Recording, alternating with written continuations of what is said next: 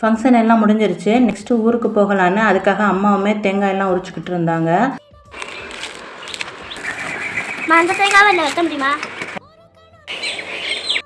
சரி நம்மளுமே 2-3 தேங்காயை உரிக்கலான்னு வாங்கி உரிச்சுக்கிட்டு இருந்தேன். ஈஸியாக தான்ப்பா இருந்துச்சு.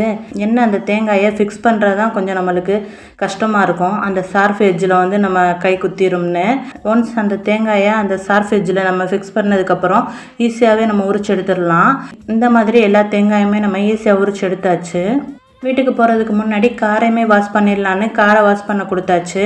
இது எந்த இடம்னா காட்டு பரமக்குடியில் உள்ள ஒரு கார் வாஷிங் பிளேஸ் தான். பின்னாடி தெரியுது பாருங்க, இதுதான் வைகையாறு. தண்ணி அவ்வளோவா இல்லை. இந்த வெயிலுக்கு ஆற்றுல அவ்வளோவா தண்ணியே இல்லை. காரையுமே ஃப்ரண்ட் சைடு பேக் சைடு எல்லா சைடுமே சூப்பராக க்ளீன் பண்ணி எடுத்துட்டாங்க. என் பொண்ணுங்களுக்கு வந்து இது ஸ்நாக்ஸ் டைமாக பிஸ்கெட்டுமே சாப்பிட்டுக்கிட்டு இருந்தாங்க 2 பேருமே. அந்த டயரில் உள்ள அழுக்கையுமே நல்லா சூப்பராகவே க்ளீன் பண்ணி எடுத்துட்டாங்க. அவங்க அடிக்கிற தண்ணியை பாருங்கள், நல்லா ஃபோர்ஸாகவே வரும். சூப்பராகவே அழுக்கெல்லாம் க்ளீன் ஆயிருச்சு.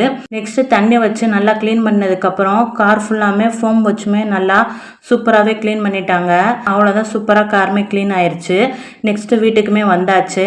நாங்கள் வீட்டுக்கு வரும்போது நைட் ஆயிடுச்சு. அதனால நைட்டு வீடியோ எடுக்கலை. நெக்ஸ்டே தான் நான் வீடியோ எடுத்திருந்தேன். நம்ம ஊர்லேருந்து கொண்டு வந்த தேங்காய் எல்லாத்தையுமே சூப்பராக அடுக்கி வச்சாச்சு. அப்புறம் இது வந்து என்னென்னு பார்த்தீங்கன்னா புட்டுப்பழம் வெள்ளரிக்காய் தான். இதுவுமே நான் வந்து வீடியோவில் காட்டியிருப்பேன். இது பிரியாணி இலை ரம்ப இலைன்னு சொல்லுவோம் பார்த்தீங்களா, அதுதான். அடுத்து இது வந்து நம்ம ஃப்ரெஷ்ஷாக பறித்த பப்பாளி தான். நாங்கள் வீட்டில் பறிக்கும்போது ஒரு அரை காயாக தான் இருந்துச்சு. ஒரு 2 நாள்லேயே சூப்பராக இந்த மாதிரி பழுத்து வந்துருச்சு. அதையுமே தோல் எல்லாம் சீவிட்டு கட் பண்ணி சாப்பிட்டா அவ்வளோ டேஸ்ட்டாக இருந்துச்சு. நெக்ஸ்ட் வந்து இந்த பப்பாளி பழத்தில் உள்ள விதை, அதே மாதிரி வெள்ளரி பழத்தில் உள்ள விதை எல்லாத்தையுமே நான் எடுத்து வச்சுக்கிட்டேன். நம்ம தோட்டத்துலையுமே போட்டு பார்ப்போம் வளருமேன்னு. அவ்வளோதான். அன்னைக்கு வந்து லஞ்ச் வந்து சிம்பிளாக தான் செஞ்சுருந்தேன். பருப்பு சோறும் வேக வச்ச முட்டையும் தான். தேங்க்ஸ் ஃபார் வாட்சிங்.